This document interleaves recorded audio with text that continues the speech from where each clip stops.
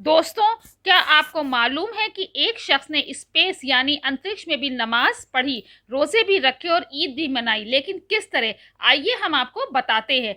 2007 में जब doctor Sheikh Muzaffar international space station पहुंचे तो उन्हें नमाज अदा करने के लिए अनोखी चुनौतियों का सामना करना पड़ा। स्पेस स्टेशन हर 24 घंटे में 16 बार धरती का चक्कर लगाता है, लेकिन उन्होंने कजाकिस्तान के समय के मुताबिक दिन में 5 बार नमाज अदा की और नमाज के दौरान काबा की दिशा पकड़ना स्पेस में नामुमकिन था। इसलिए मलेशिया के इस्लामिक डेवलपमेंट डिपार्टमेंट ने गाइडलाइन बनाई, जिसमें शेख मुजफ्फर ने काबा की दिशा में नमाज पढ़ने के लिए अपना चेहरा धरती की तरफ मोड़ लिया, क्योंकि स्पेस स्टेशन ऐसी स्थिति में था जहां से आप सीधे धरती देख सकते थे। माशाअल्लाह, ये होती है नमाज से मोहब्बत। दोस्तों, ऐसी इस्लामिक इन्फॉर्मेशन के लिए वीडियो को लाइक, शेयर और सब्सक्राइब ज़रूर करें।